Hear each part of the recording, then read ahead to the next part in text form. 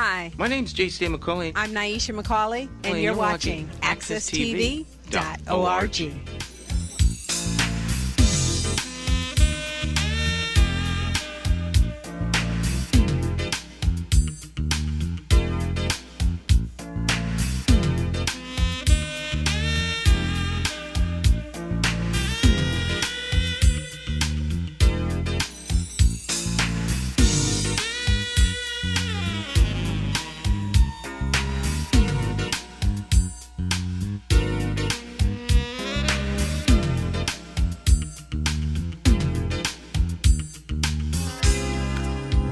My friends, once again, it is indeed time for Morning Talk. I'm your host, J.C. McCauley, of course. Joining me this morning, as we have each and every morning, we've got a couple of champions of talk today. On deck, we have Cleo Duke-Wright, and of course, we have Miss Vicky. Why don't we start off with Miss Vicky today? Miss Vicky, how are you doing? I'm glad it's Friday. Glad it's Friday. Yes, indeed. That's all I can say. Cheers. Cheers. I got my green tea. Cheers. I feel like I need something more than green tea starting this weekend. However, we're gonna go with healthy today. All right. Yeah, it's Friday. It's a little dark out there. It's dark out. Yeah, it's dark. We got some drizzling going on out there. Mm-hmm. I thought it was cool, but not really. A little soupy this morning. Soupy? Yeah. Soupy. That's something up. Yeah, soupy.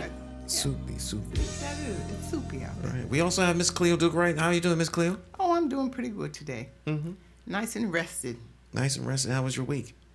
Oh, my week was pretty good. It started out not so good. Well, on Saturday, I went to the meeting. I went to the African American Alliance meeting. The car bummed out, and I called AAA. Oh, no. That was the second time in 2 weeks.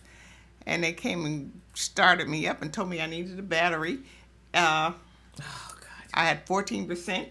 So, as usual, I said, oh, well, okay. Then I could wait until Monday, and then I'll go get a battery. But as it was, the next day, I was going to my granddaughter's soccer game, and that thing stopped turned off at every light. Oh. So I said, I'm going to try to make it. Maybe I should have got a battery yesterday. But my son said, you better take this car home. I thought AAA, doesn't AAA, don't they sell batteries? Don't the drivers have them? I went home and I called AAA, and he says, no, we can go get it at, and they'll put it in for you. But I wasn't getting back in that car. You know, my stomach was upset. I wasn't getting back in that car. I said, call AAA. They came, and a woman came the first time I ever saw Wow. a woman came, and she was going to put in my battery, and I was a little skeptical. Honey, she whipped that battery in so fast. Yay. That car started up, and I was on the road again. So That's terrific. you know. That's a nice service they do. I mean, I've That never was a taken wonderful advantage of the batteries because my father was always particular. He always wanted the dealership to handle these things. I always go to the dealership Yeah. because I was so tired of handymen and go to this person and they could fix your car and do this, and this person Yeah. can do this. And I was so sick of them for using them for so many years. I said, And then Sears used to. I remember going over to Sears when they had their automotive center. I would go there and also have have the battery installed. Their die-hard battery. Oh, yes. That was years ago. I used to Hey, get we got Sears, jazz. too. This is Yeah. great. I forgot to hit the pause button. Yeah. Sears Die Hard. I remember the Sears Die Yeah. Hard. Yeah. Yeah. That's on my 74 Chevy. I think. Yeah, that was a Now, 74. sometimes I really miss Sears because there's certain things you always went to Sears for. I know. And now I know. there's no Sears. Well, So, there's a Sears, but it's just not what it was. Where is it? You mean Yeah. online? No, Where is we it? still have the store out in Manchester. A Sears? Yeah. Open? Open, as far as I know. I Oh, don't think no. they've closed that one. I think they're still open. Yeah. I think that's one of the last ones left in the area, I think. The last of the Sears stores. Yeah, because we lost the one in Elmwood. Well, what do they call that? Corbin's Corner. Corbin's Corner. Yeah, that's where my folks used to always go. Yeah. Used to always. I think a lot of people used to go there. Great for school clothes, the Yeah. kids. Yeah, but you can Well- always get their appliances.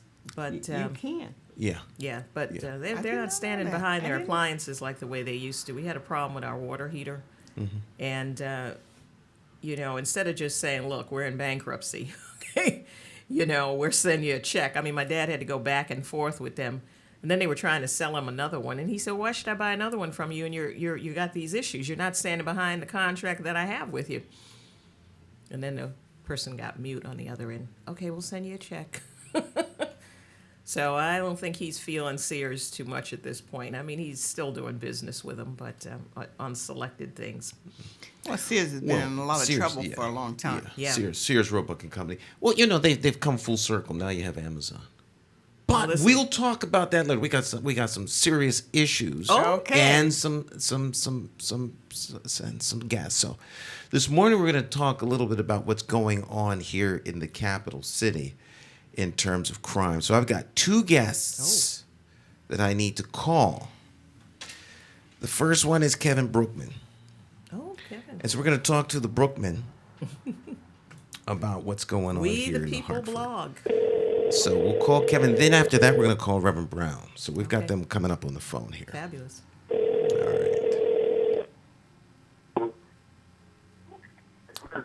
Hello. Good morning, Mr. Kevin Brookman. How are you?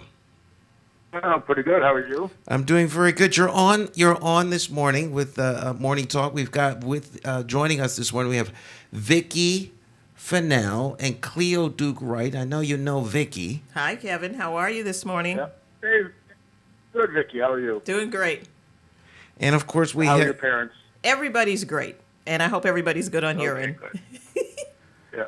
Yeah. So far, yeah. Great. and we also have Cleo Duke-Wright.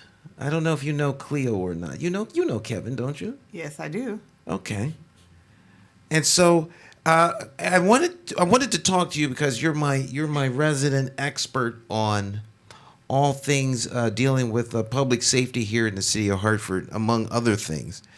And with the uptick, out of control rise in crime or shootings and police issues, and with the cars hitting people, I thought I'd check in with you and see what you are hearing. What's going on in the city, Kevin? Well, I'm not sure anybody can really put their finger on it, but we've heard some crazy ideas with the shootings because of COVID and things like that. But the sad part is this is just starting to come to light now. Here we are in October, and nobody was planning back in April for the summer violence. And now that it's reached these proportions, people are starting to pay attention. But have you heard anything from the city council? You've heard very little from the mayor until the last couple of days. Why is nobody paying attention to this? That's the $64,000 question. It seems as though we're still totally in reactionary mode. Every time something breaks, you hear a comment. The comment seems to be kind of dismissive. And then if something else happens, then you get a little bit more beefier comment. And then you get a town hall. And so we're... Well, let's be clear about that. The only reason this town hall has come about and the mayor's comments have come about is because I was hammering them so bad on social media and on Facebook with every shooting, every incident, putting it up there. But their spokesperson won't even put the information out. Lieutenant Cicero hasn't returned any of my calls or texts asking for confirmation or information. I think they figured that if they don't acknowledge it, then it's not true and nobody's going to know about it. Well, that's one way that... And, of course... No, go on. And the media in Hartford isn't paying real attention to it. The Current has just started paying attention. But, this has been going on for weeks and nobody was saying anything about it. Well, they've been giving him a lot of cover. For whatever reason, I think it's like all things positive as it relates to Hartford. And so I guess they subscribe to the, accentuate the positive, eliminate the negative, and everything will be all right. But this has been going on. To me, it's just lawlessness. And this started happening, you know, in the spring and just kept escalating. And it seems that after the George Floyd incident, that there was an approach of just let whatever happen in the city. You had the fireworks that were just going off on and on and on and on for like 2 months before the 4th of July. And it was just reckless. There's reckless driving throughout the city. There's like no enforcement.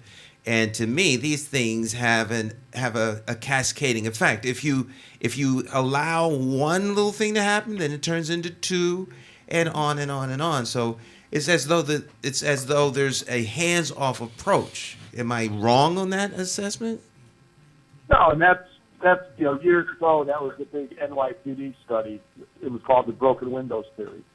That if you let the little things like the broken window in the neighborhood just go, unrepaired and unnoticed, those keep evolving into bigger issues because people are like kids. They'll push the limit.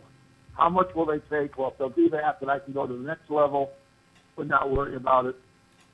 So it's, the police chief is totally out of his league right now. He has no clue what he's doing. So, but on the positive side, it should be announced today that the state troopers will be coming into Hartford. And I don't normally believe that is the solution because troopers have no idea what goes on in Hartford. They're used to the highways. Not demeaning what they do or anything like that, but it's totally different being a Hartford cop than it is being a state trooper. So I used to always, not be a supporter of the state troopers coming in whenever we had problems. But right now, I think that, the plan I heard yesterday is that troopers are coming in, more detectives and investigative areas for stolen cars, narcotics, firearms, shootings. But there's also going to be a heavy presence around Hartford's highway ramps. They're going to be doing a lot of traffic stops, a lot of enforcement, which is something Hartford drastically needs because it is a free-for-all for drivers like you mentioned. It seems to me that it's not so much an issue of, not having enough police officers, because I know that as soon as people cross the line into Windsor, as soon as they cross the line into Rocket Hill, West Hartford, Bloomfield, people drive the speed limit, their radios are turned down, there is a sense of accountability, there's a consequence, and you see people come to Hartford, and it's just the opposite. People throw trash out the windows, and some might say, well, that's because it's the city. I contend that the very same people doing this in Hartford don't do it elsewhere. So I think that there's a sense that you can get away with anything in Hartford. Is the no pursuit issue still? I mean, is that still a policy here in Hartford? Yeah. And what is the basis for that, Kevin? What does the chief of police say about that? Why did he issue a directive like that? I think it's more state statute that has forbidden police pursuits except in extreme cases. But they have the potential, especially in a populated city like Hartford, they have the potential to be deadly or really injure people as, cops are flying down side streets at 65, 70 miles an hour, trying to, pull somebody over for a marijuana possession or something. So it has to be, your life has to be in danger, like a kidnapping or something like that, where they're allowed to pursue. But in very, very rare cases can they do that. All right. But it's also the tone that's set. Hartford has the reputation of being a free-for-all. Anything goes. That's true. And, that's true. people know that. The people are well aware of that. And it's also, Hartford police officers hardly have enough time to go grab a meal while they're working. Yeah. Never mind, be doing all the, giving a ticket for throwing a candy wrapper out the window. It's just not a big deal in Hartford, and people know that your chances of getting stopped or held accountable for something like that are very slim. And that's so true because I was yelling at someone or scolding someone for throwing paper on the ground in front of the bookstore, and their answer to me was, "But this is Blue Hills Avenue." And I said, "What does that got to do with it? It's Blue Hills Avenue. It was all right for him to do that." And I've See, that's seen, a mindset issue. Yes, That's yeah. a mindset issue that you can do anything you want to here in Hartford because it's Hartford. And the administration, not only does the neighborhood people have, some of the neighborhood people, there are those of us that have a lot of pride in Blue Hills and other parts of the city. The neighborhood people, some of them have the attitude, well, this is okay. Then we have a mindset with the administration, well, this is okay as long as it's not downtown. If it's downtown now, wait a minute, we got to do something about this. Yeah.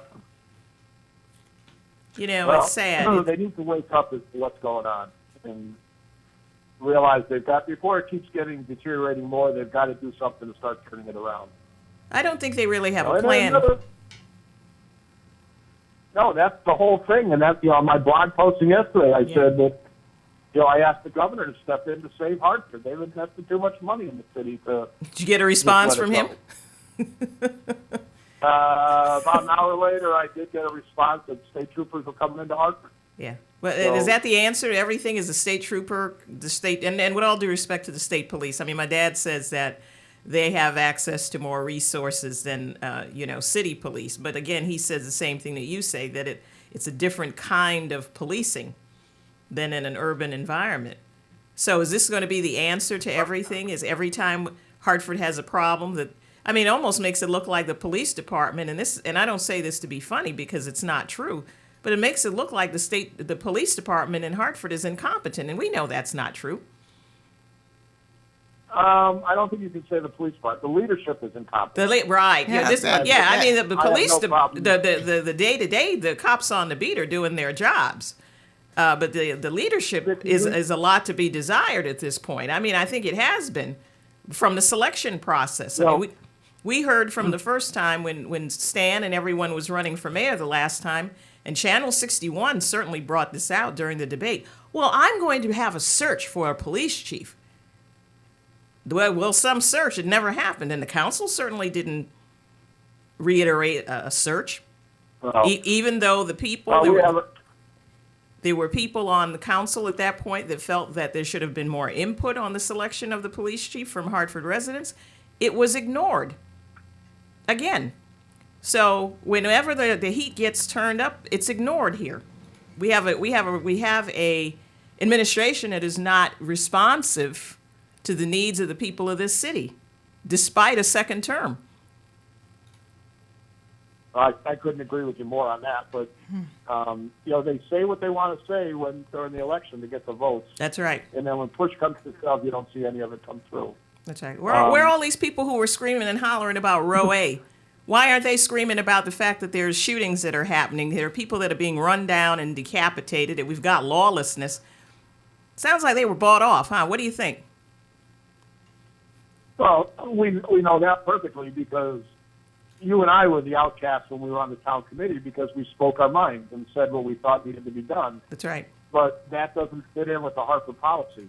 Well, isn't that too damn bad? And you do what you're told to do. That's otherwise, right. We'll get rid of you.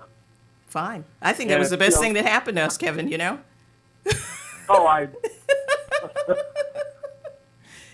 I don't disagree. But Vicki, the sad part is I saw both sides of it when I was on the Republican town committee and I was on the Democratic town committee when I switched parties. There's not many people in Hartford that can say that, but I saw both of them are ineffective. The Republicans were like a bunch of dinosaurs who didn't want anybody new into the party that didn't fit their mold, and the Democrats were just unbelievable. They didn't know how to get out of their own way to get stuff done. So it almost sounds like what's happening at the national level. Well, now, excuse me. Speak of the incompetence. Choked up, huh, Stan? No. So I'm speaking of the incompetence. We've got lockup being broken into. I mean, what is the that? police department has been broken into, and God.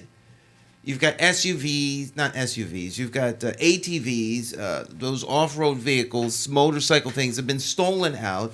And then not too long ago, of course, we had the Black Lives Matter letters painted on the front of the police department, and then they went in and tagged cars.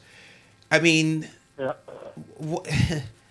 I don't even know where to begin, because it's as though we don't have a police department. But it's a total lack of accountability. Do you think if a bank manager was broken into and robbed and told his corporate office, "Oh, the system's been broken for months, I didn't bother fixing it," he'd be out of a job in a heartbeat? But here in Hartford, they break into the impound lot, they steal evidence.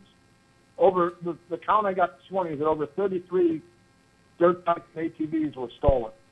Oh, Now, wow. how does that happen if nobody's held accountable? And somebody texted me this morning who has had a big role in getting a lot of these ATVs off the streets from the police department, and he was very upset that now 33 of them are back out on the streets to terrorize Hartford residents. And terrorize may be too strong of a term, but anybody that's had to live through those things, zipping down their streets or cutting them off in traffic, have been terrorized.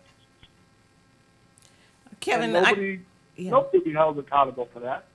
Kevin, what's the climate like for the policemen that are and women that are in blue in the department? The climate of the department awful. at this point. I've never seen morale as low as it is now. I get officers texting me and calling me saying, "What's the plan? What are we doing?" Somebody the other day texted me and said, "Can we put out a silver alert for Chief Cody? We haven't seen him in ages." So the chief has this. So the chief God. isn't making his presence known at the station. Oh no, nobody sees him at all. So we have because of COVID. So Because of COVID, they was have he the running roll the department call. from home? I don't think he's running the department, obviously, by the looks of what's going on. But they have what the roll. Usually, there's a big room, the roll call room, where they all assemble before their shifts and they go out. Because of COVID, they've been doing it on the upper level parking deck out in the open. And they said, one day they were out there and the chief just came down the back stairs and went right to his car and left. No encouragement, no, "Hey, officer's doing a great job, keep it up," nothing. He doesn't know how to be a manager.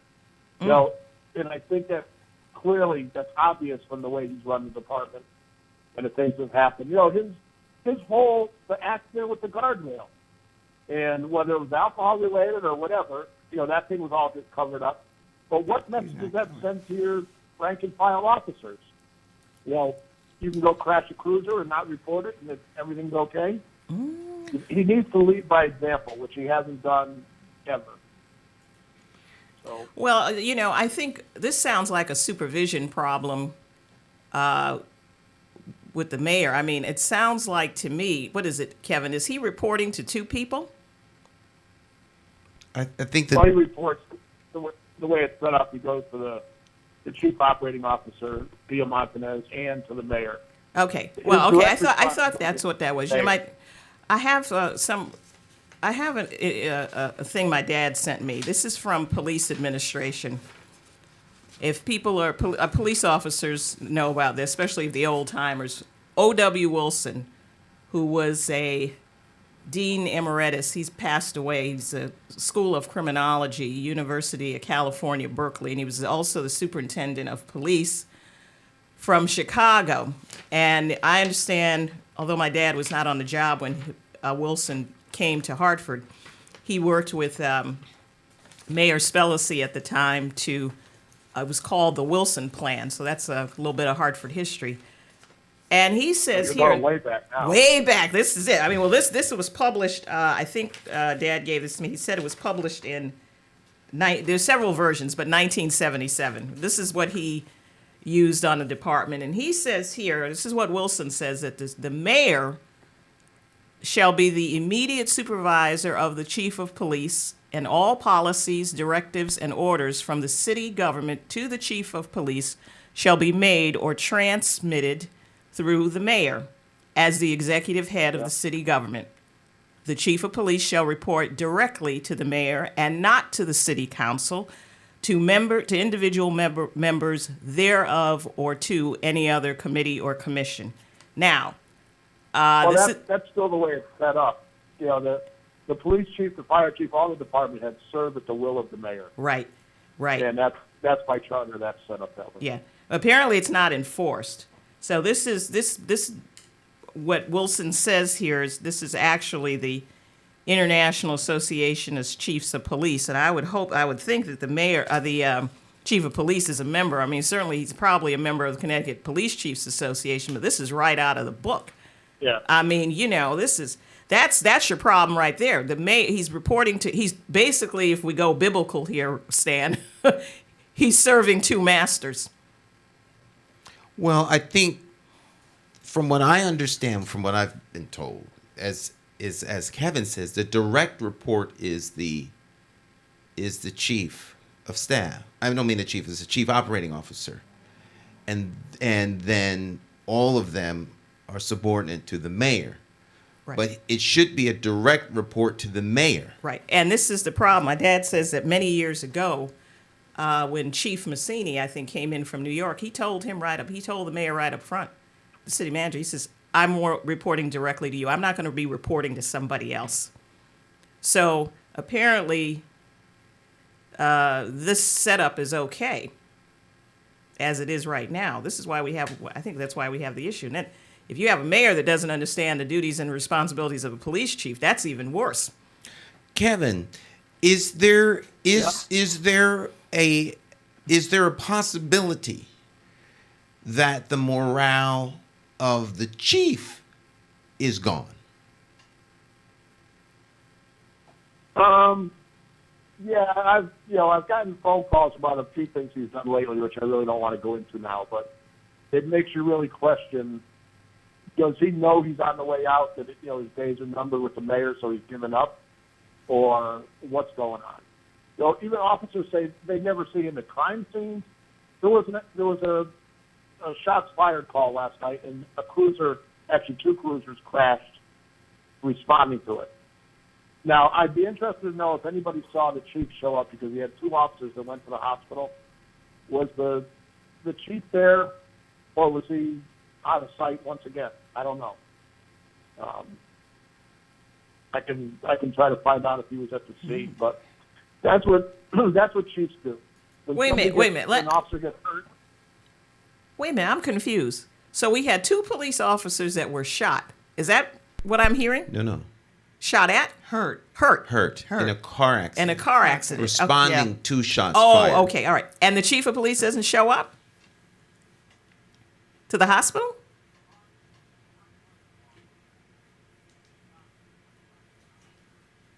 I don't hear the sound.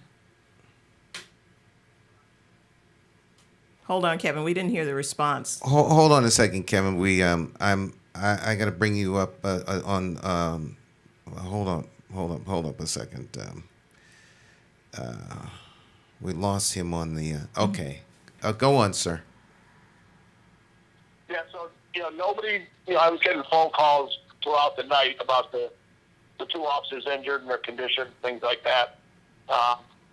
Nobody, not one of the callers said they saw the chief there, or the chief was at the accident scene, or even at the hospital. I don't know. I can't say certainly, because I haven't really questioned it too much. But that's the stuff, a real police chief does. Yeah. And I just think he's in so far over his head. It's got to be demoralizing. The whole accident thing, that he had to cover his tracks and that, and luckily he got the mayor to cover for him. So, I think he's just in so far over his head and doesn't know what to do. Yeah, it seems to me like there's like a broken individual. Like he's demoralized, and therefore his attitude seems to reflect that. And then, of course, the men and women that serve under him. But I had heard, sometime last year that the department was really being micromanaged by, civilians, which would be AKA the mayor and the, chief operating officer's office. And this is a huge interruption to the style and the management of the department. And, it's... I've had officers call me about council members interfering at crime scenes. One claimed that a council member was intoxicated when he showed up at a scene trying to tell them what to do. Now, that's just, there's nobody on that city council that has the expertise, that's even a former cop, that knows what they're talking about. So for the council members to be interfering in police business is wrong. That sounds like an they arrest. Really should be arrested. Yeah, that's right. If That's they an show arrest. up at crime scene and start interfering, they should be arrested for it. Yeah. I'm still trying to I figure... can't. Kevin, I'm still trying to figure out, the qualifications of the mayor and the chief operating officer to think that they can tell the police chief how to run the police department. I mean, what police academy, what trainings have they gone through to do that?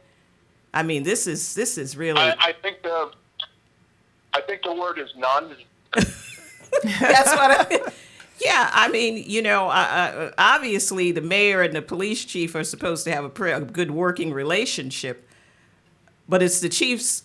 It's the chief's responsibility to run the department. He's the man or woman that specializes in that. He has the training, the expertise. Well, by statute, he has and the statutory authority. Yes. Per Connecticut state statutes. Absolutely. Over the policing. Doesn't say anything about the mayor. The city's right. Police department, as does the fire chief. That's right. The firewall isn't there like it is with the Board of Education, but there's a strong. I mean, he's protected by state statute. He reports to now. So, if the mayor doesn't like the job he's doing, replace him. And that's also... But you don't micromanage him. Right, and that's also protected by the state statute. There's also, if there's grounds for removal, there's a way to do that. Yeah, that's part of it that's also in state statute is the police chief can only be removed or terminated for just cause. Right. Such as committing a crime or something like that. Right. And that was basically to take the politics out of the job. Mm-hmm. If a police chief had to do whatever he was told to do because, your mayor or first selectman may fire you, then that would be dangerous to operate that way. Mm-hmm. But we know that, the mayor can make the police chief's life very difficult if he's not answering to him. So, what we need is more people paying attention. If you can do this stuff in secrecy, you can get away with anything you want. But if people are paying attention and putting it on Facebook or social media or it's in the on the newspaper, this stuff can't happen in a vacuum. All right. Well, that's one of the reasons that we reached out to you, and so that we can make people aware of this. And now the situation, I guess tomorrow at 11 o'clock, for what it's worth, there's going to be a town hall meeting with on public. I think in other places they call it a dog and pony show. In other places, the dog. That's what we call it, dog and pony. So there's going to be dog and pony, aka town hall for public safety, at which what's at least being advertised is going to be Chief Thody, as well as I guess council president, the mayor. And I think like a state's attorney or something like that. But, you guys call up and make sure that it isn't a dog and pony show by asking the tough questions and holding people's feet to the fire and making people accountable to you, the constituents. Because at the end of the day, it's the citizens, it's the constituents, police department, and all of the people in city government work for you. The constituent. Now, what time is this? It starts at 11 o'clock. Okay. Isn't he supposed to be? Is this online or is this in person? This is it's an Zoom? online meeting, and you can find out information about it on Facebook. I'll put a link to our Facebook page as well, so that people can get it. Isn't he supposed to be at the Alliance? There's a lot of questions that should be asked. I had somebody from the media called me or sent me an email the other day and said we've got an availability with the mayor for the media this afternoon. Do you have any questions you think we should ask? And I said, yeah, the main question I wanted to ask is, why did it take a 700% increase in your shooting incidents for you to start paying attention? And I think that's a fair question. Why do we have all these statisticians and doing all this ComStat stuff if nobody pays attention to the numbers? October alone, September alone, the shooting incidents for the month were up 200%. In the last week of the month, they were up 700%. And that should be a chilling number to anybody looking at that, saying 700%. What's going on here? We need to do something. And nothing was done. Somebody else called me and said, about this availability. They said the council's going to be out there Saturday morning thumping their chests about they're doing this. They're going to be proactive. They're supporting the cops. Well, the person said they shouldn't be thumping their chests at all. They should be thanking you for bringing a light to it in social media and doing what you did on your blog to get the word out there, because nobody was paying attention until you started making an issue of it. So Hartford is a very reactive city. There's nothing, there's no vision, there's no planning. They just react to the negativity when they start getting hammered with it. Well, unfortunately, that is most unfortunate, and it's doubly unfortunate when you consider that when the mayor was running for office, the first time he used crime in Hartford, specifically shootings and murders, as the reason why he should be the next mayor. Now, that was the downfall of Pedro Segura, because they hammered him with that. Yep. Absolutely. All right, Kevin. Well, thank you very much, sir, for your time this early morning. And we'll stay in touch. Okay. Thanks, Kevin. I'm sure it'll start getting better. Oh, yeah. So, take care. All right. Take care. Thank you. Thank Bye-bye. you. Bye. All right. So that's Kevin Brookman. And he has the We the People Hartford blog. He's always got his finger on the pulse of what's going on here in the capital city. And he is a go-to guy from many within city government. If, he's like the official, kind of like the unofficial ombudsman for city employees who may want to blow a whistle. We'll call Kevin. And, that means that things haven't changed that much in terms of the machinery of how the city government is running, because this is one would think that people would feel free to call on city council people, supervisors, and get their issues resolved, but they can't get the issues resolved, so they go outside of those agencies to people who they think can bring public pressure and awareness. And if you have that kind of stuff happen, that's it's a little red flag waving to city administration. But if city administration, as we've talked about here, doesn't care about the people, It's then very evident. Then it doesn't matter. You shut the voices up who are either dissenting or bringing attention to a thing. That's exactly right. It's about micromanaging. It's about managing the image, controlling the narrative, looking over your shoulder for the next opportunity instead of concentrating on the opportunity that is right in front of you, right at hand. All right, let's take a short break. Should we take a break? Oh, absolutely. Yes. All right, so we'll take a break. Then we're gonna come back with our second guest. All right. So let me set up the break, because I did not set up the break. Let's see here. As you can tell, we're live. That's like technical problem because we lost our connection to between the phone and the audio board. So I had to do old school and hold the phone. I don't know what's going on with the break here. It's Friday. It is Friday. It is Friday. These things seem to it never fails, huh? That's what makes life interesting. That is what makes life interesting. Oh, here we go. Here we go. Here we go. All right.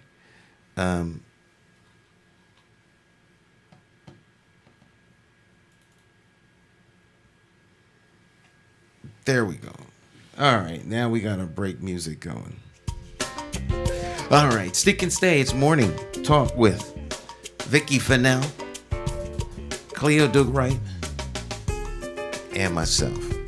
We'll be right back with our next guest on Morning Talk.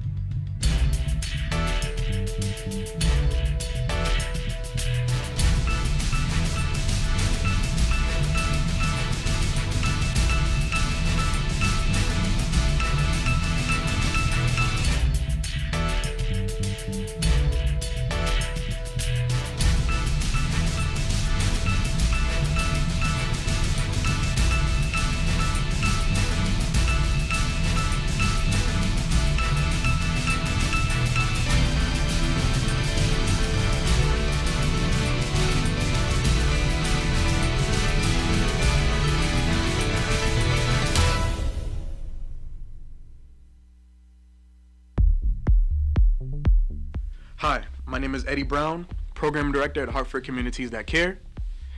I've been in the field of youth development and mentoring for the past 5 years, serving children, youth, young adults, and families. It has been an amazing experience since I have been on board with HCTC to help make a difference in the lives of our youth. Throughout my experiences, I've learned the importance of a good mentor, which is simply being the adult that has time for a child, who cares about that child, and who believes in that child. Here's a few points. Allowing the youth to understand their full potential, respects cultural differences, providing the prolonged relationship which helps the youth as they go through life, listens well, is stable, is a positive role model, nurtures a positive relationship that respects the mentee, reinforces mentee's success, shares decision-making with mentee, and last but not least, passion, wanting to make a difference. Practicing and applying these skills have been very vital in all the work I do to help assist and coordinate in the programs and services we offer at HCTC. I thank you for your time, and for all the mentors and role models out there, let's continue to be the change.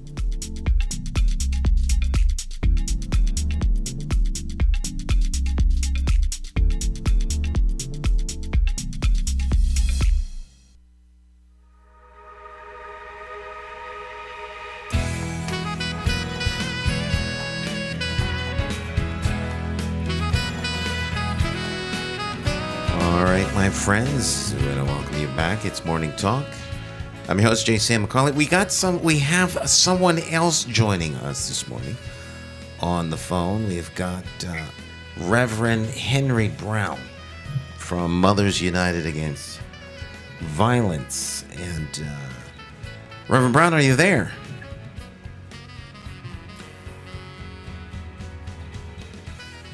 Reverend Brown?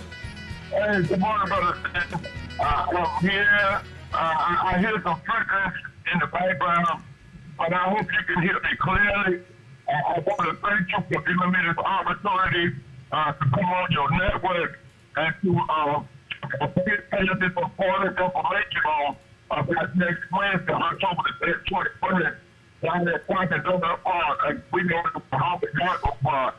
We're doing a citywide coalition against the folks in a citywide anti-violence rally at 5 p.m. on next Wednesday, October the 21st. And we will be giving out school supplies and other giveaways. But we want people to come out and just support and gathering and support the concern about the violence in Harvard. It is totally out of hand. People, the violence is unhinged in Harvard. And, it's always this time of the year or earlier, we keep talking about the same thing. We keep yapping, but we don't find no resolution. And it's frustrating about that. Now, can you guys understand him? It is a little muffled. It's a little muffled. All right. Are you on speakerphone? Hold on, brother. Hold on. All right. Okay, can you hear me better now? Oh yes, there we go. Yeah, we can hear you much better now because if they can't hear you, that means the audience can't hear you. Okay, let me restate what I. Okay. I want to thank you, Brother Stan, for allowing me to come on your network this morning to talk about this very important rally that we are hosting at Dunkin' Donut Park on October 21st. It's a citywide anti-violence rally hosted by Mothers United Against Violence. We're encouraging people to come, man, and show your support and unity about the violence here in Harvard. Because if you have any concerns, don't sit at home and express it. Come out and unification so we can get to the bottom of this situation that's going on in our city. We talk about this yearly. We're always talking about the violence, Pastor Stan, for yourself. We're always talking about this.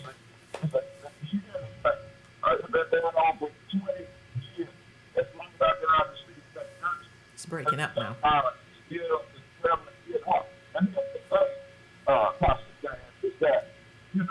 Yeah, we're losing you. We're losing you, Brother Brown. You took a Band-Aid on it and never goes away. This has a typified, but this is my message I've been all along, is that it's going to be worse. What date was that? Stop to this violence. So every year it escalates. So The brother already know what to expect. But we want to Brother Brown? To me, represent. So on October the 21st at 5 p.m. at Dunkin' Donut Park, Mothers United Against Violence, we'll be hosting an anti-violence rally. And we're urging all residents to come. If you have kids, bring them kids. But we need to come, and of course, we'll be practicing social distancing. Okay, can you hear me? Brother Brown? Yes.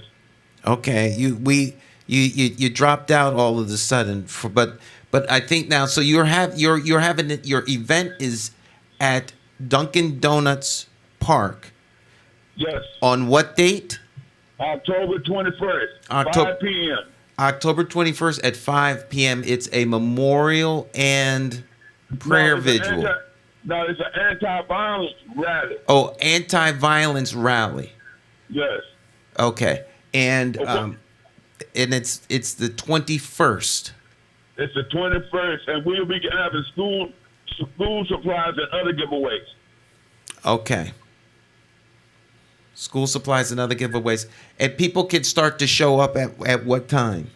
They should start showing up about 4:30 because we're going to start off at 5 o'clock. Pastor Stan, when we say 5 o'clock, it's usually 5:30. Oh, okay. Yeah, but listen, Pastor, I'm just urging all these people that have concern about the violence. You need to come out behind those goals, man, and express your concerns. Because the longer we don't address it, let's talk about the resident. We of course, we hold our elected officials to a higher standard. But right now, we can't wait on them, Pastor Stan. We got to make things happen for ourselves. We talked a lot about how we have to police our own community, and that time is now more so than ever. Well, you bring up a very good point right there in terms of policing our own community, because one thing about a community is that it's self-policing, and I'm sure there are elements within the community that know exactly, who's doing what and what's going on. So it go on. Yeah, Dr. Stan, we absolutely. Those elements are allowing these people with the guns to terrorize our communities, because you can't tell me that folks don't know what's going on inside of their household. You can't tell me that people don't have any awareness of the surroundings, Dr. Stan. It seems like it's a way to show that they are in control. If they're in control of the streets, then suddenly they're in control of the household. And we want people to break that stigma, man, and come out of those houses, man. Come off those streets and come to the Dunkin' Donut Park and express your concern. Because if we don't show that we care, won't nobody else care. Absolutely. All right. Well, I definitely wanted to get your information out there. If people want to get more information from you, is there a number that they can call? Yes, if it's all right, Pastor Stan, I'm gonna give you 3 numbers. Okay. You can call me, Reverend Henry Brown, at 860-461-2403. That's Reverend Henry Brown at 860-461-2403.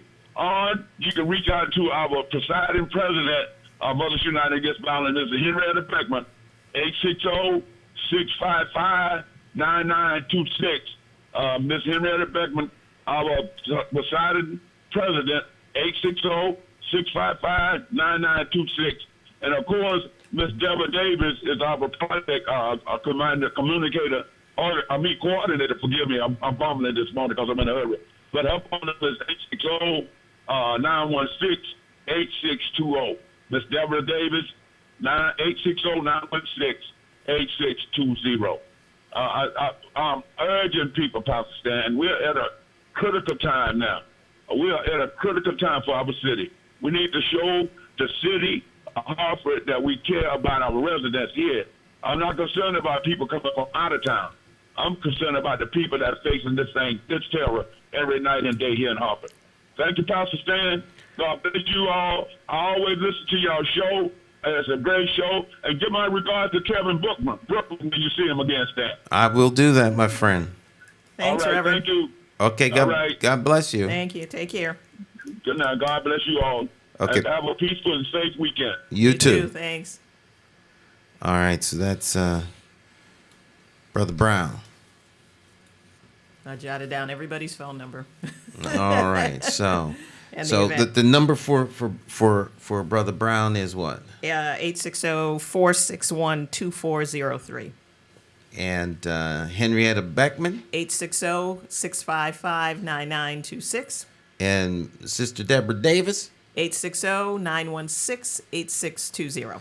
Okay, so they're going to have a anti-violence rally Right. on the 21st of October, which is what, next Thursday? Next Wednesday. Next Wednesday. Okay, so next Wednesday. Mm-hmm. And that's going to be at Dunkin' Donuts Stadium. All right. Wow. So the police chief seems to be missing in action. MIA. Wow, out of all the talking that I've heard, I really didn't think it was I think this is as bad as it is. This is a sad time for this city. It really, this is personal for me too. Yep. To watch this. 6 shootings the other day. Yeah, to watch a department that my father worked with for 32 years disintegrate like this.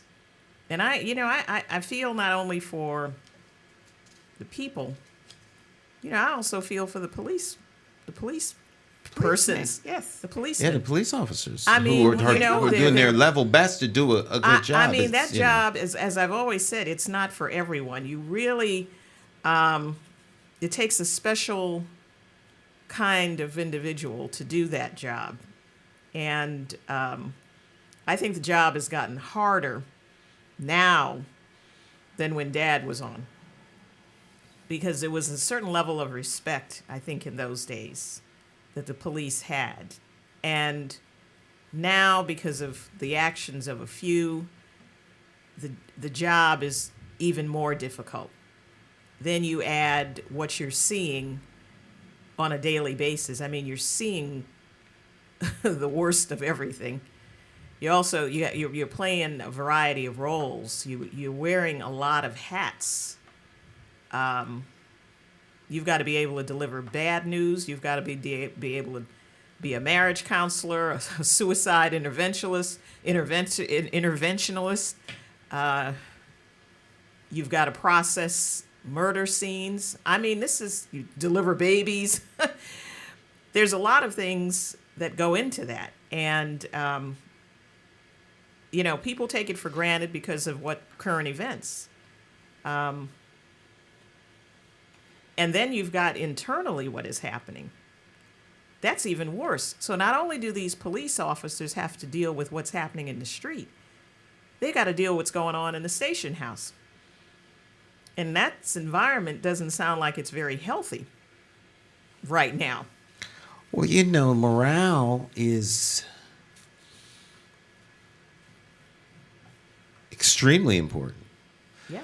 And this is where, where leadership comes in and why leadership is so important and why it's more than just, Hartford is not just a corporation that has a bottom line where the main concern is, are we on budget? Yeah. Are we going to meet our budget? Hartford is, it's a municipality. Right. It's a government. Government is not business. Right. And government is not nonprofit. But government exists to serve the people. And as such, you have to, we talked about this last week. You have to have a heart for the people in whom you're serving. Right. And if you don't have a heart for the people, then the potential to see what we see happening in Hartford starts to happen. Well, I'm going to say something controversial, but it's about time that somebody said it. If you don't want the job, if you don't feel you can do the job, if you resent the people that you are overseeing here, then I think you need to resign. Period. Do us a favor. It's okay. It's no hard feelings. Just step down rather than to keep this charade going. Because it's not doing you any good, and it's not doing, and I say collectively you, who are the city administration, it's not doing you any good, and it's not doing us as the residents any good.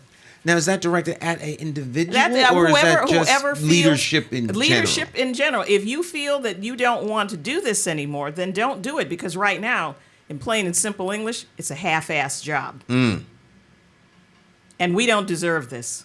And you want you want other towns to bail us out there. We're the laughing stock at the state legislature because we have an inability to manage our own affairs. Well, that has become abundant. I mean, that has become abundantly clear. It has been abundantly clear forever. Yes. And I think one of the hopes was that the current administrator would be able to bring the city to a place where it is capable of managing its own affairs. But it's more than a ledger.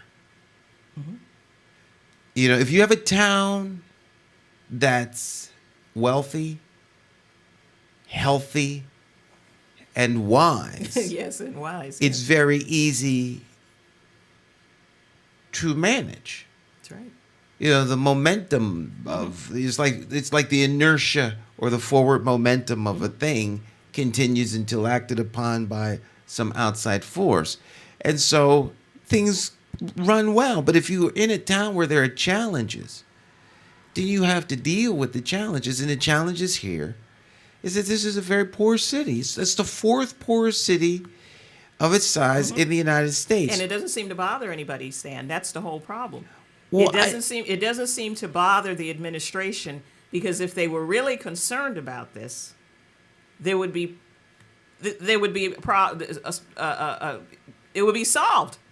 Well, I don't know that it would be solved, but Well- it would become an ever-present issue. Right. You would see policies created to There you address go. it. Right. I mean, I think back to the mayor of Richmond, Virginia, many years ago. I don't know who it is now, but he took on the issue of poverty in that city, working with the private sector. And I'm going to have to research the article because I think I have it at the house. I always keep these things because I knew they'd come up at some point. You have to have a commitment from the leadership in the city to face that head on. We don't have a commitment. Well, there's no recognition of it. Hartford is a poor city. And so it doesn't stop being poor because you don't acknowledge that. Mm-hmm. And the way that Hartford's poverty is dealt with is that the poverty is assumed or embraced. Embrace is not the word I'm trying to find. What's a Encapsulated? What is it? kind of encapsulated? What's the word for when things become part of something else? Encompassing part of the landscape? I don't know. Sort of like the Borg in the Star Trek universe. You know, we're going to take your uniqueness and add it to our own. Be not assimilated, but just enveloped or absorbed. There we go. Hartford is absorbed by the region, and so if you have a wealthy region, then Hartford becomes the place in the region where the poor are. So that becomes Greater Hartford, Metro Hartford. Mm-hmm. And Metro Hartford is doing well. Metro Hartford is on the rise. The Greater Hartford region is seeing a growth period. The upspike in gun violence or crime in the city is just a small region, a small area in the region. So the region doesn't have a problem. The tiny neighborhood of Hartford has a problem. The problem with that is that Hartford is a city. It's the capital city. It's the capital city. And so the fact of the matter is Hartford is a poor city. But you never hear anybody talking about Hartford's poverty. No, and it never used to be a poor city. I mean, at one point, this was a very wealthy city. But it's been poor for years. Yeah. And that's not, I don't say that to be a dig. It's like Cleo's battery ran out last week. It worked until last week, but it doesn't matter that it worked. It ain't working now. I need a new one. So you need a new one. That's right. So we don't address the fact that her battery died by not addressing the fact that her battery is dead. That's right. She tried. Yeah. You walk into a place and you've had it fairly good your whole life. You haven't had too much trouble or seen poverty, or you haven't been involved with it. And so you go in, and right now I'm really talking about myself, even though I grew up poor. People don't know they're poor, you know what I mean? That's true. That's what my mother said, too. You go into a place and you say, I can fix this.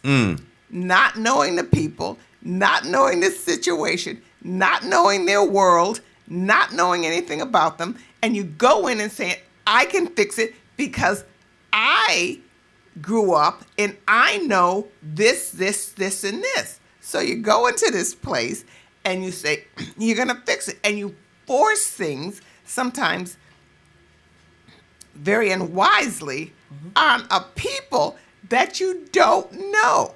And you don't know their circumstances. So I think that in this leadership, what's going to have to happen to them is the same thing that happened to me. You get knocked down. You have to get knocked down because the people eventually are going to come at you. That's right.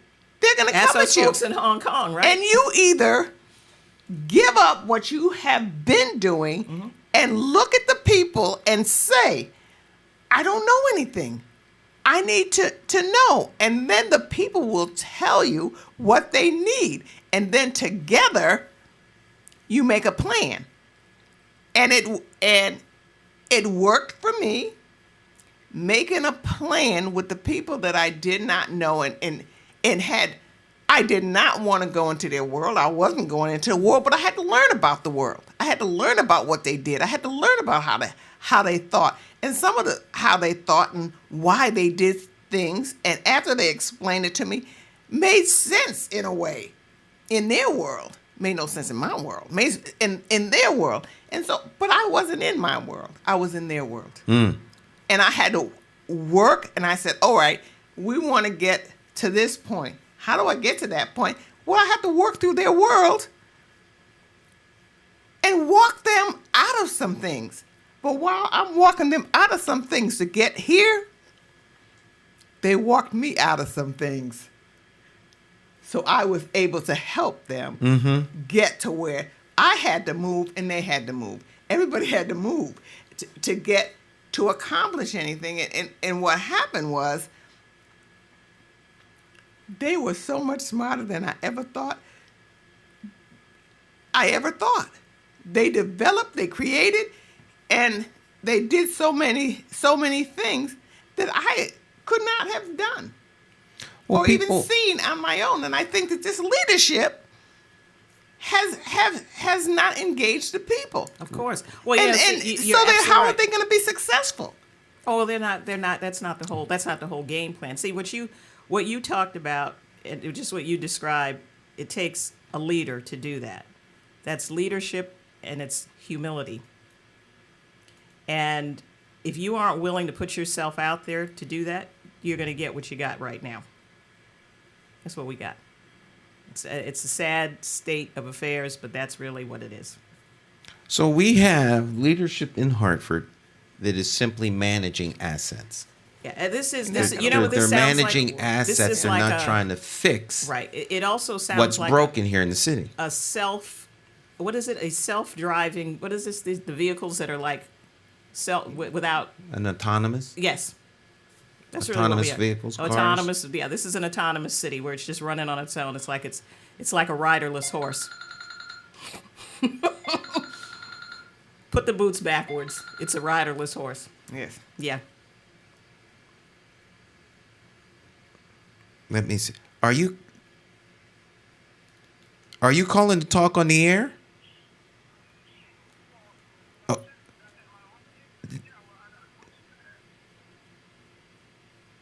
All right, I'm going to put you on the air then. All right, hold on.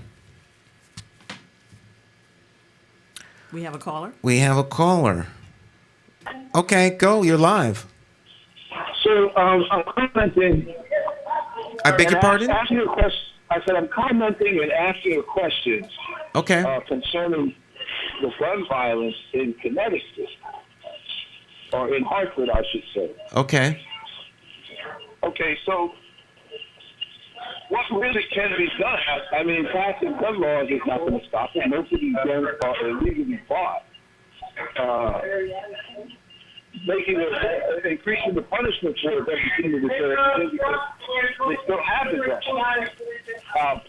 Blaming it on the administration, though, I mean, like what goes wrong and actually works, and you put more cops on the streets, and then you could increase at the same time you could decrease crime rate, but you also get increased police brutality. So it's like a conundrum. And then the other question I want to ask is, Stan, do you plan on running for mayor again? That's very funny. Yeah, that is funny. I didn't plan to run for mayor the first 3 times. I hope I don't run for mayor again, but I can't say what I might do. Maybe we ought to all run for mayor. The last question is this. Is Hartford going to keep doing the same old, same old? Now, I'm going to say this on the air because this is just what it is. Hartford is predominantly a black city. Yes, it's becoming more diverse, but we keep putting leaders in office. We keep putting leaders, not somebody else. We keep putting leaders in office that don't have our best interests at hand. neither individually nor as a community. So does Hartford at this present time have a candidate for mayor since this administration is lacking? So that's my question. That's my feel. Okay. Thank you for your call.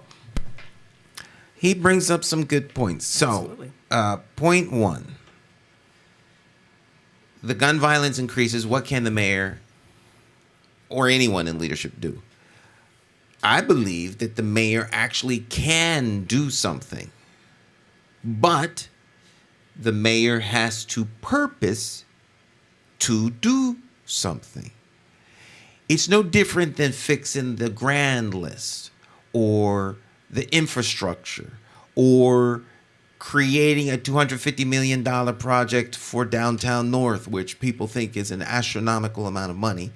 There are movies with budgets of $250 million. So it's not like that's a lot of money. What are you going to get in return for your money? Now, if a movie can make back its money, its investment, and make a profit, then most certainly a building project like that can. But it's a matter of how it's sold and the way the investments are, and is it really an undertaking to expand opportunity for the region, or is it just a transfer of wealth from the state to the builder? So why are you doing what you're doing? It's a creation of a new zip code too, as we might. Well, As yes, voting block. You're right. There's a new voting block, but my point here is that Hartford needs to be fixed. That's right. You can fix the people in Hartford that are broken by giving them the tools that they need, not the tools you think they need, the tools that they need. That's right. To improve the quality of life in which they live. If you have people living at the bottom, if you have people living in the margins, then there's going to be a very predictable outcome in how they behave. Right. But there is an advantage to a lot of interests to keep people exactly where they are. If we can keep them just as poor and stupid, that's all that matters. Not necessarily stupid, just poor. Yeah.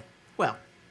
Right, because if they're poor, then they're broken. And if they're poor, then they're dependent. And if they're dependent, then they keep you, who is in the business of managing poverty, employed.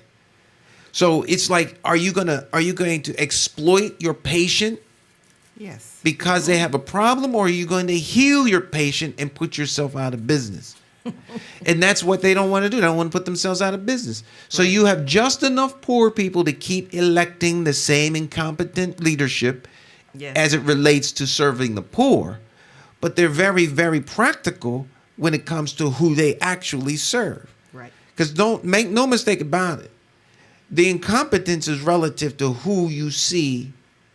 Let me rephrase that. The incompetence we see in our leadership is relative to who's doing the assessment. For the people who they're delivering, they're far from incompetent. Right. They're doing exactly what they're there to do. Exactly. You're right. Exactly. They're not there to help the constituents of Hartford. Now, this project that's coming through, 250, would you say 250 million? No. 200, what is it? The budget? 200 million? 200 million? 200 million downtown North? North? 200 million. Who are these people that are supposed to be coming for this? There's plenty of people who will come for it. It's not like they're building residence for like 2 million people. We've kind of seen these projects happen, and then all of a sudden it's vacant. Theoretically, you could populate the stores fronts that they have.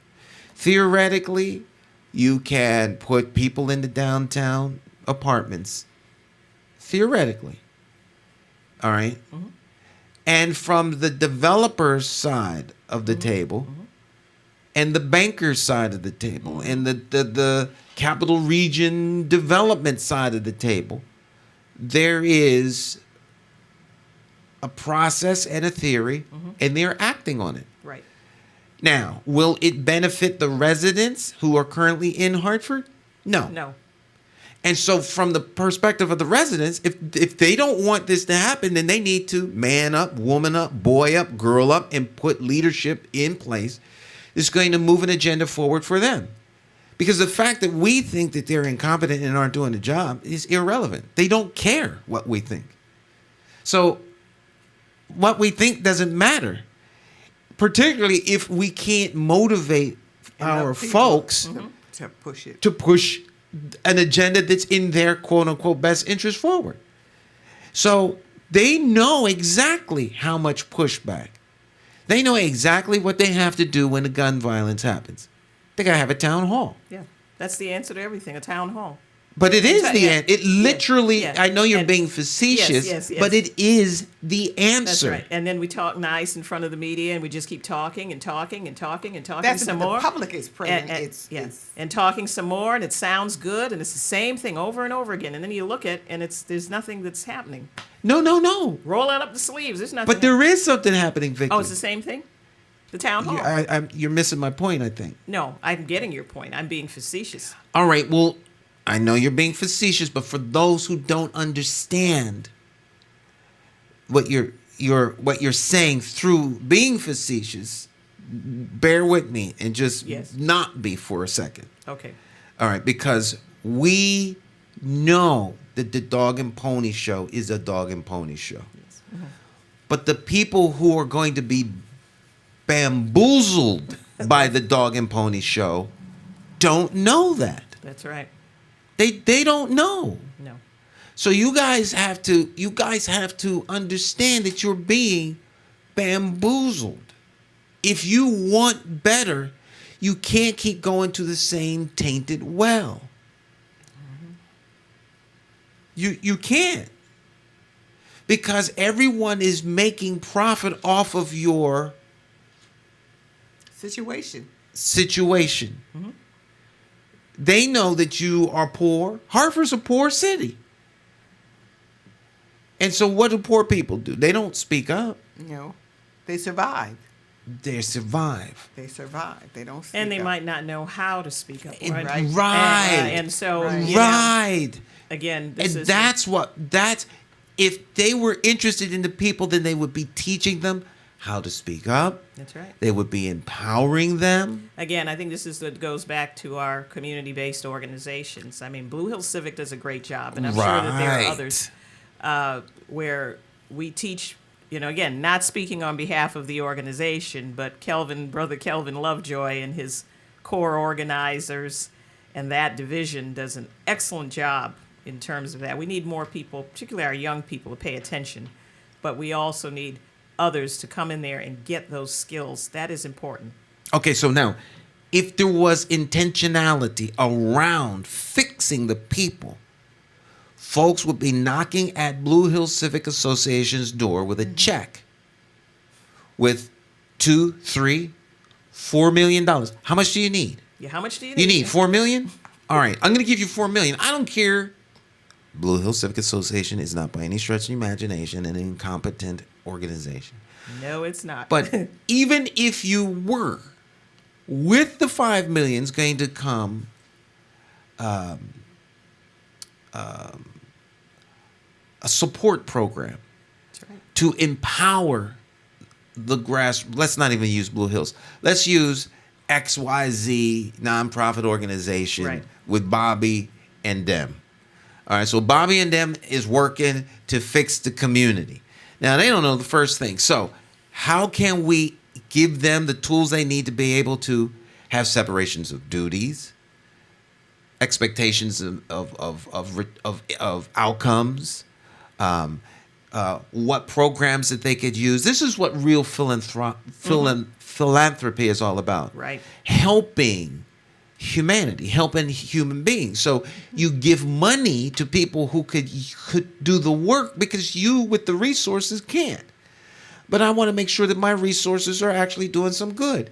So even if it was the most incompetent organization you were helping, you would make sure that they had the educational tools necessary to be effective. You wouldn't just give them money and then the money doesn't get used correctly. And I say all that to say that there's no intentionality to bring about a change in the people so that they could become self-sufficient, whole, and then hold accountable. Like the Parent University. Right. Hartford Parent University takes parents who are terrified and turns them into parents with backbone, skills, and courage to hold the school system accountable for educating their kids. And there's an intentionality to make that happen. Where's that intentionality with the citizens of Hartford? Considering this is the fourth poorest city of its size in America. You never hear anyone talking about our poverty and how to address our poverty, about real jobs programs to empower people and give them economic freedom, economic development with money in the pockets of the people who need it. That's what we need to see. The jobs that are created, I've written about this also, are not created for Hartford residents. They, when you talk about high-tech jobs, our residents are not being trained for that. These are jobs that are going to be given to people that are outside of the city, outside of the state, and ultimately outside of the country. So there is no plan for Hartford residents. It's just like you said. Looks good on TV. Well, jobs for Hartford residents. Really? Really? What training programs are they going through to get these jobs, huh? I don't see anything. And then we have the other thing is we'll have training programs for people, and then they never get the jobs. No, I was just going to say that. Some people A couple of years ago, programs. I sat in on something up at Uptown Vibes, and this was the complaint that actually it was Helen Nixon that said it. She says people go through all of these programs, and then at the end, there's no job available.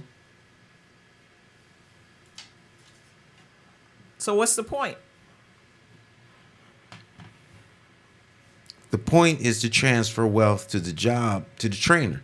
That's exactly what it is. Absolutely.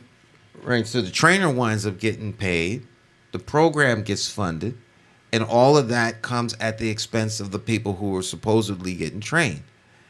So without the poor people, you don't have that whole program. So the poor people are being exploited and used as a revenue stream. Take a look at the community colleges right now.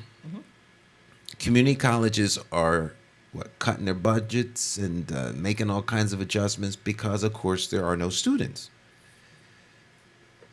The student population has dropped. Programming has dropped. The revenue has dropped. So now there's a deficit. There's a deficit at UConn. Everybody has a deficit. The whole educational, institutional complex, is suffering because there's the students. So is it a matter of transferring information to the human being so that they could be proficient in an area, or is it a system that pays for and employs the apparatus involved in teaching? So since these people are dwindling, the teachers the system is starting to collapse. Same thing with the poor. If the poor suddenly become self-sufficient, what's going to happen to this big nonprofit center we call Hartford? Well, that has always been the Starts fear. collapsing. That idea, what you're just saying, has always been the idea. And that's why it always changes from focusing on the people and then and instead it turns and focuses on the machine. Right. Because that same thing, and that's been going on like forever. That's why I call Hartford a plantation. People are the crop. You are the cotton. There's no need to grow cotton on this plantation. We grow people. So the poor are the new cotton because they are the revenue stream. They're the revenue stream. That revenue stream employs a whole lot of people. So if you have a training program that trains 100 people and the 100 people don't get a job, something's wrong with the program. That's right. Now, that doesn't mean that the program failed to teach, but what are you training them for? If there's no job, then the program, why? So if there's no program, if I'm training you to be a hole digger, and we got 3,000 miles of solid cement, where are you going to dig a hole? Well, I had a program that did work. And I bet they took the let me knees tell out you of that what program. happened. That did work, that the city did try to copy. They were not successful in it because I don't know. I don't know about that. But our program was successful. And you're right. We went on a week's vacation. We came back. No notice, no anything. They cut us. It was over. People started coming to me, Cleo, what are we going to do? Cleo, what are we going to do? Well, there was nothing that I could do. They just cut us. And they gave no explanation. Oh, no. No anything. They just wiped us out. But we had people working all over the city. They went to work. They went to work. They got awards for staying on their job as long as they did, and they fail to recognize when something works, and rather than to work with they you, they work cut against it out. you. Yeah. Cut against. They cut it out. Yes, they did. So there's either two things you take away. Because I don't believe that people, sometimes people actually are incompetent. So I don't believe people fail to recognize. I think they recognize absolutely fully. Sometimes people are incompetent. I have to embrace that. I think things are more by design. And incompetence is a great excuse for a whole lot of stuff that you are intentionally doing. You know what I mean? Sometimes people are incompetent, but they know what they're doing. They know exactly what they're doing. They put certain people in certain offices because they know those people can't perform. And therefore you can say, well, we did. Mm-hmm. It's we like gave them a chance. Right. It's like hiring them one minority that can't do the job. Then you can say, well, we did give them a shot, but they can't perform. Well, why didn't you hire someone who knew what they were doing? That's right. Well, we couldn't find anyone. Well, that you didn't look for them. Yes, that's right. So, I mean, come on. Come on. And folk fall for it, or it's okay. I mean, it just... The people we trust, the people trust, betray. When I gotta use that word. When you're in survival mode, you become like children. Yeah. And I don't mean children in mental capacity. I mean children like in dependency. Right. And so you don't say certain things because you don't want to upset the parent. Right. Or, the abused spouse won't speak up because they don't want to risk either getting hurt or being cut off. Or the trust fund baby, trust fund kid who can't get out from underneath mom or dad's trust fund because they'll cut their money off. You're dependent. And when people are dependent, they don't want to bite the hand that feeds them. And Hartford is perfect. Mm-hmm. It's a perfect plantation for dependency. Right. To the degree. And this I've heard people say this on more than one occasion. I don't mean this in any disparaging way toward the mayor, but I've heard people say this on more than one occasion. We need us a white mayor, because he the only one that can get Hartford out of the place it is at. Oh, they called it. They called it, the last mayor a great white hope. I was sickened. That's right. I was This should not be totally about skin color. sickened. This should be about the But abilities that's of the what individual. was said by Black black people. leaders. leaders, right? So-called leaders. So Let's right. put that So quote now in quotes. we talking out of turn now because Now, we yeah. you know, these kind of conversations I'm supposed to have in public. Hey, listen. You know, enough of this black card playing. Right. So You know, I mean, the Amex. You know, we got people here that like to play this black card when things happen. right. And I'm sick of it because when you're in the position, you're supposed to take care of business. Right. You don't. And others do. You don't. And then when something happens, you come running to the black church. Now, we know this is true. Come into the black church, begging and crying for support, saying, they did this to me because I'm black. Right. I'm tired of it. It's getting old. It's getting tired, folks. And truth be known, We must tell the truth. there's many a black church pulpit that you can't get into until money's put in offering. Do not call me out on this.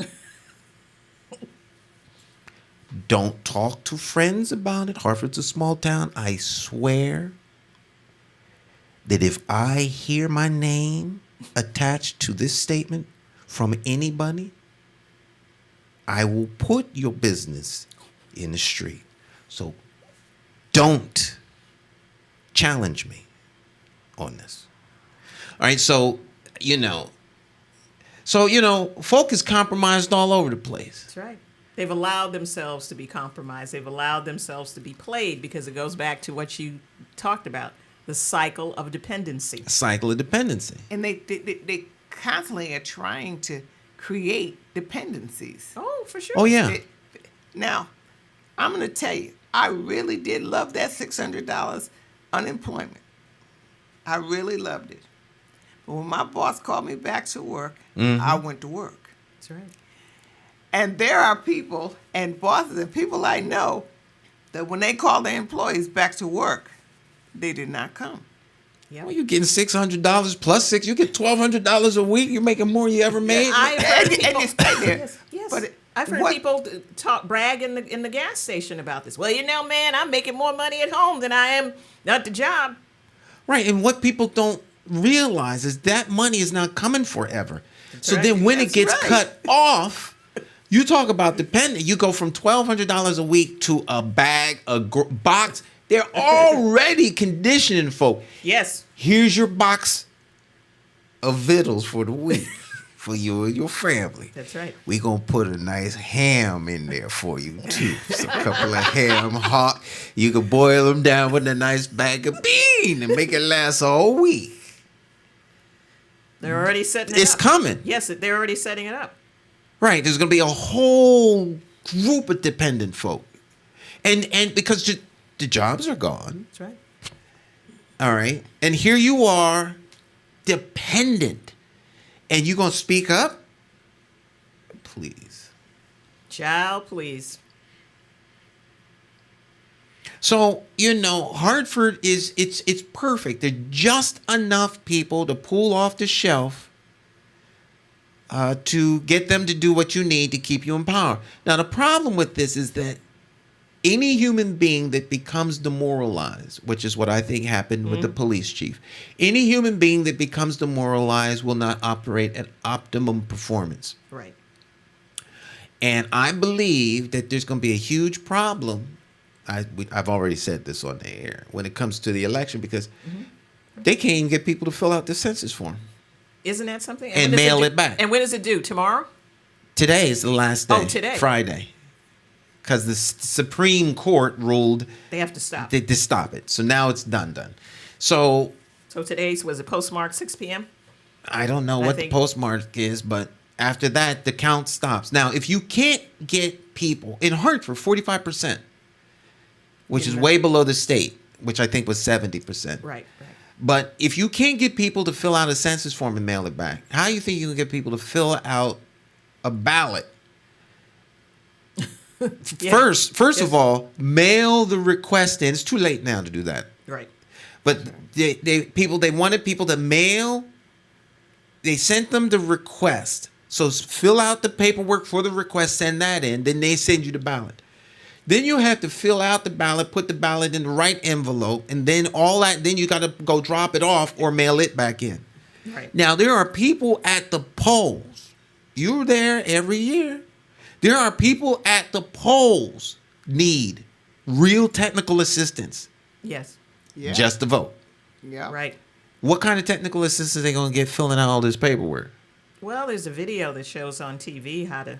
That's not going to help people who, because traditionally the machine has apartment buildings and senior centers all yes. over the cities, which yes. they go in and they help Granny. That's right. Now, Granny, I know you can't see good with your eyes without the glasses, and I can't find them. and just So vote let me help and you just vote fill this Democratic. out. Just fill out the bubble there. Just vote Democratic. Go right straight across. Right. That's So right, Granny. where's the guidance to help gone? It's not happening. They Because you get into can't go those up in those senior centers Oh, now. no. So this is the biggest befuddlement that I've and they will realize it come November the 6th, November the 5th. That's third is when the- yeah. the third is the election, but it won't be the day after. It'll be like the day after, and the weeks after that. This turns into a total, complete nightmare. And then this thing going back and forth in Vernon between the Secretary of State's office and the Registrar of Voters or the town clerk. Yeah, I guess they sent out wrong names, wrong ballots, or addresses Yeah. jammed up. Expect that too. Oh yeah, blame. It's your fault. No, it's not. It's not my Blame fault. It's your game. fault. No, it's your fault. No, it's not. It's not my fault. So we have some serious issues, but as it relates to Hartford, yeah, Hartford could make some serious issues. You have to change the culture of Hartford. In order to change the culture of Hartford, it has to come from Hartford. Cultural change is not going to happen because you brought somebody from out of Hartford to manage the books. That's not a cultural change. That's not a cultural shift. And so if you're really serious about dealing with the issues in Hartford as it relates to the uptick in gun violence and the inability to resolve conflict, if you want to transform conflict in Hartford, all right, then there has to be intentionality to doing so. It can be done. It was done in South Africa. So you can transform conflict. Anyone tells you otherwise doesn't want to transform it. But money is always made off of crime. All right. So the state police are going to come in. There'll be money for them. There'll be federal money come in, state money. There's going to need money for policing in Hartford. Suddenly, we're going to maybe have to back off of that redirecting of the money that they was going to do in Hartford. But, you know, you all go for anything, right? Yeah.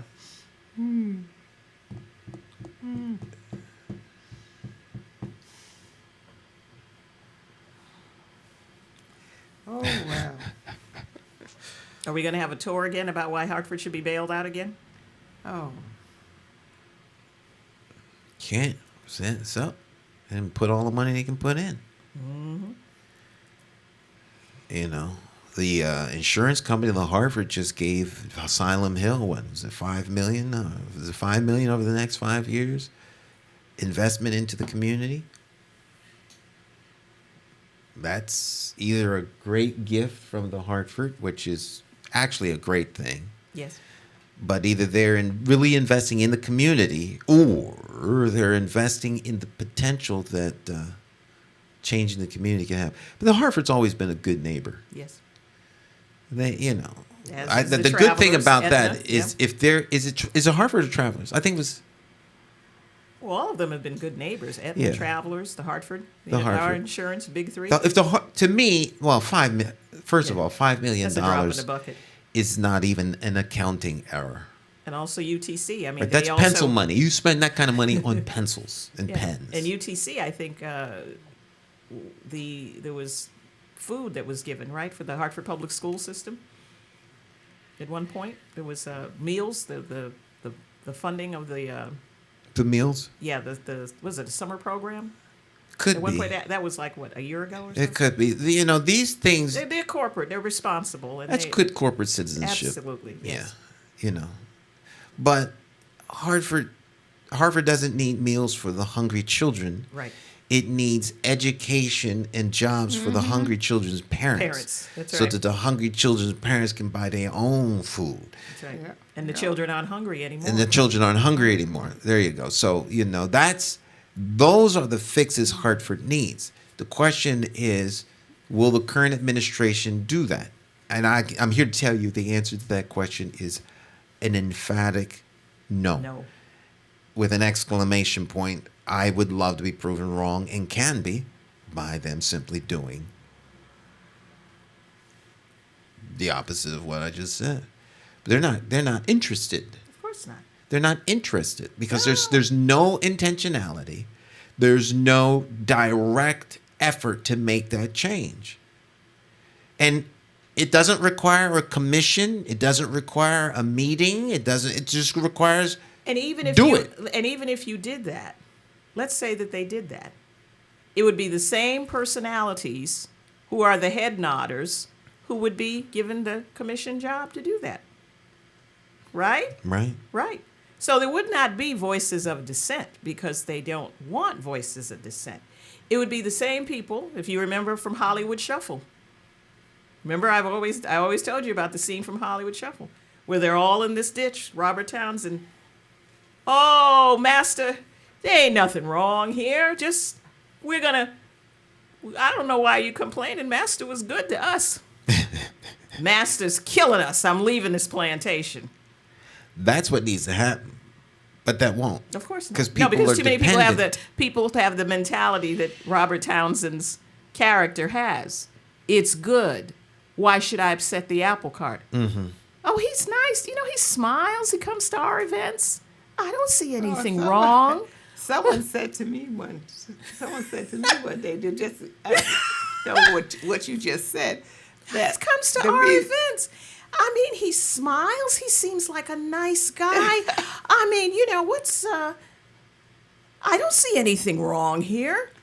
Now, I'm going to go out on a limb. Uh-oh. Way out on a limb. And there's nothing Bob wrong. Johnson, right? You know who he is. Oh, I know. Who BET, right? Yes. BET. He said, as it relates to Donald Trump, I'd rather have the devil I know is better than the devil I don't. Stunned everybody. And that's exactly what people And feel. one of the reasons people don't like Donald Trump is because of what happened in New York City with the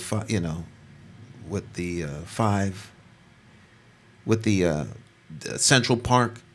Yeah. And him full page, and some of the things that would lead people to believe that Donald Trump is less than favorable when it comes to black people.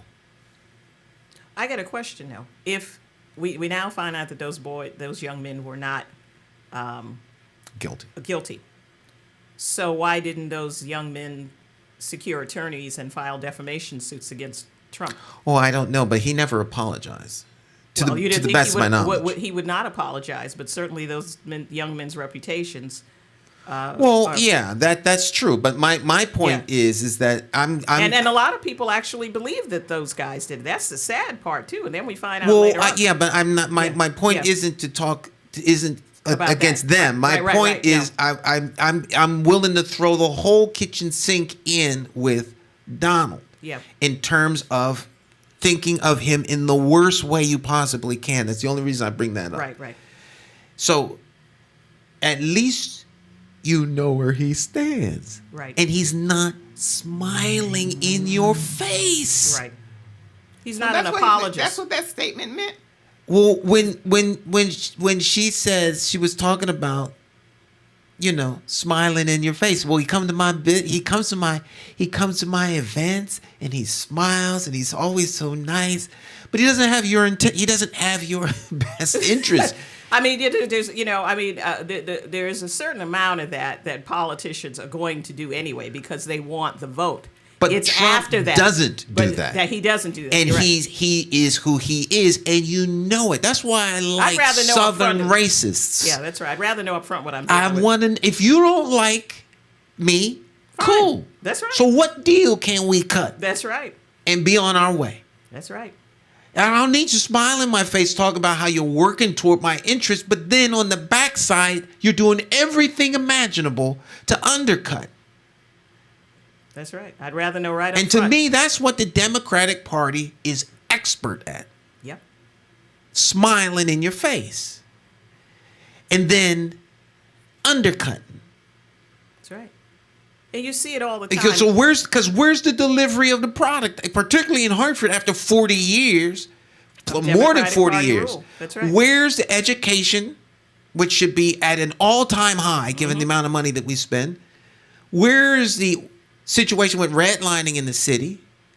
Why is Hartford still the fourth poorest city of its size? Why do we have blight? Why is there blight? You know, there are things that could be done in Hartford if that was the purpose and the intention of those in charge to fix.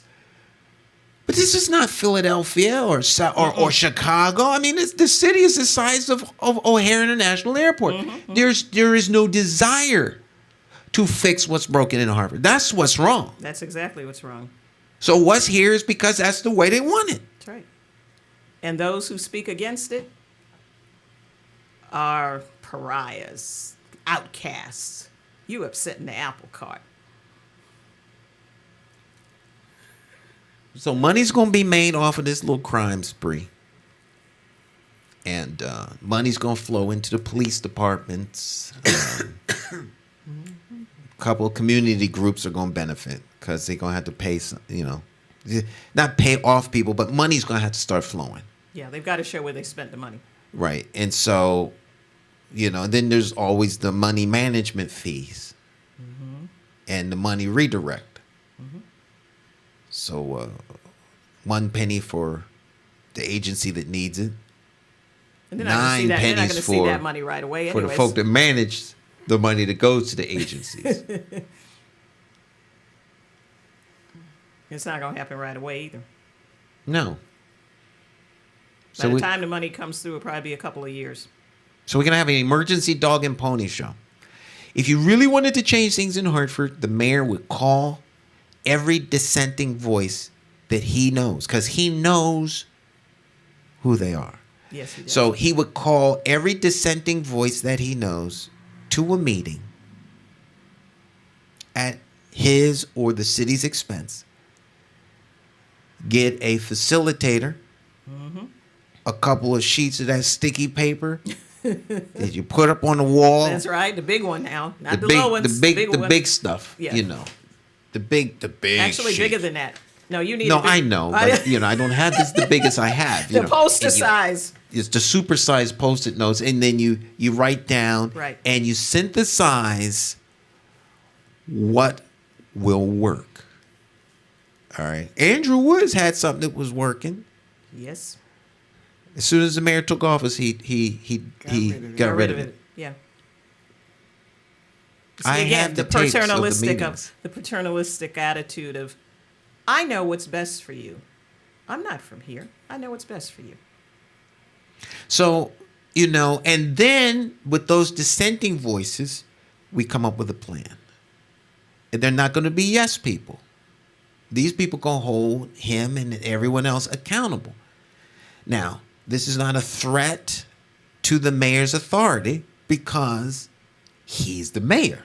You see, That's actually good business. That's actually a very good idea, You always get dissenting voices That's to what- move the agenda forward right. because now you've got everybody who's trying to work against you working with you, and they've got good ideas. I mean, one idea is just as good as the next. That's right. I mean, everybody got an idea. That's right. So let's use yours. Well, I sat in his office and said the same thing, and he said to me, I have no problem with difficult conversations. Difficult conversations are easy. Let's take those difficult conversations and turn them into an action that moves that side of the table forward. That's right. what's hard. That's right. You got to get out of the way in order to make that happen. And most people in leadership are threatened. Yes. The purpose of the office is there is no threat to the office. The office has the power, not the person in it. Right. The office is never threatened. Okay, so you hear those voices, and then we use the power of the office to move an agenda forward. You're there to manage, and help facilitate for the common good, not put my ideas forward. My ideas, I'm just a knucklehead sitting on a chair in the office. When I leave, will be another one. There was one before me. That's all it is. It's just a chair. That's right. The office has the authority. And so we need people who want to move an agenda forward that's going to help Hartford. We don't need poverty pimps. We need leaders who are willing to go to bat for the people. And it seems like we don't have a lot of those these days. No, we don't. The self-interest takes precedence over the people's interest.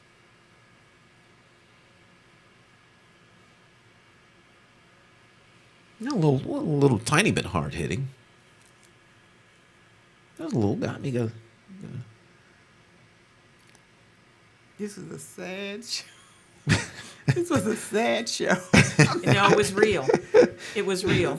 Cleo comes here to be uplifted every Friday. I notice she just drags more and more. So, oh Lord It's real. Jesus, It's real. It's just gonna be one of those shows. It's gonna be beat me down. It's real. But this is real. We have real conversations, and Yep. see, one of the things that the Fourth Estate, which we consider ourselves part of, can do is to hold people accountable. It's like Kevin said when he called, by putting it on social media and making noise, you hold people accountable, because that's the only way that they're going to move, is if you shine a light on what they're doing, because they have to silence that. They have to silence it. So we don't have any problems pointing the finger and calling out, moving things forward, because, we're old. So what can you do? We sure are. We're not, 35, needing a whole nother 30 years to get to, and scared that someone might take our little mortgage money away. That's right. Past that. Definitely past that. Mm-hmm. Like I told someone the other day, I said, don't bring that to me anymore. I don't want to hear it. I don't care about it. I've been through it, been there, done that, and I don't want to hear it anymore. Period. Took the wind out their little sail. Yeah. And they have not brought that to me anymore, and I have not brought it up. I've learned in the years, say what you got to say, then shut your mouth. Mm-hmm. But because I talk too much sometimes, I give out too much information. But this time I just shut my mouth. Just let them know, I'm not even 30 or 40 or even 50, so just go on about your business. Mm-hmm. Because I've been there, done that. And I know what that, you know what the outcome, nobody believes you when you know what the outcome is going to be. Right. You see a carbon copy of what your experience has been over and over again. And so you want to enlighten someone about what is going to happen if they stay on the same road, and they don't believe you. So then they start the process all over again. And, I guess that's people. You got to learn. You can't teach your kids only so much, or you can't teach your neighbor or people so much. They have to learn on your own because they don't believe you. Failure is a lived experience. And so since they haven't failed at it yet, they don't believe you. They don't believe you. So all you can do is warn them and tell them, all right, well, go on. Go ahead. Go on. I'm not wishing failure on you, but I know that what you're doing won't work. One young person that I know, if anyone could be more spoiled and more has a young teenager, and I could see, you could just see the road. You could see the road. His parents can't see the road, can't see what they're doing. I said, you can't see this road. I said, but don't worry about it.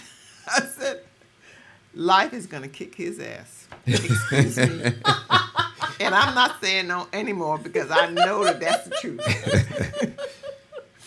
And so I just sit and I just We're watch. real frank here, man. This is like no holds bar. You know. And that's the truth. And so I just sit and I look at his smart self, and I smile. I smile at him now, and he knows everything. And I'm praying. The only thing I'm praying that he doesn't do a backlash to his mother, who has given him everything plus. I'm saying, please don't ever. But she's gonna get the surprise of her life, and when he can't call mommy anymore or text her every 5 minutes, he's almost ready to go to college. I said, woo! That's going to be an experience. You know, I've seen for him. adults that do that. Woo. That's sad. They can't even make a decision on their own. No. Mommy's only a text away. Or a phone call away. A phone call away. And everything that happens, and you're almost 18 years old. I said, whoa, oh my goodness. It's unfortunate, but you see people make the same mistakes. People say, you keep making the same mistakes over and over again. I consider it part of the process. Just like everyone needs to learn how to crawl. They fall, then they stumble, they fall, they toddle, they fall, they walk, and then they can run. It's just part of the process. So every time you get someone new they got to go through the same process. And so, it's like we talked about the time about boards. You get a new board, they're going to go through the same exact thing because they just don't know yet. Well, they will. I thought when I got on my first board, I thought it was very prestigious. I just loved it. I thought I was full of myself. It's a lot of work. I'm on such and such board. But when I got there, it's a lot of and work. had to learn all that stuff and had to work that hard. And it's either sink or swim. Yep. Yeah. Mm-hmm. Chairing is just as difficult. It's either sink or swim. I tell people, don't ever sign up to be the chair first. Go in as a board member first and learn from the ground up. Mm-hmm. And then when the opportunity, because you've got time to prepare, and then when that opportunity comes, you're ready. And I'm not saying you're going to do everything right, because you're not. You're gonna miss some things, but that's all part of the process of being a leader. You got to be willing to put yourself out there. You got to admit when it's wrong, and you got to also be able, the people that you work with, to say, hey, listen, am I doing this right? What can we do better here? And not be afraid to hear that. Not to be afraid to hear criticisms.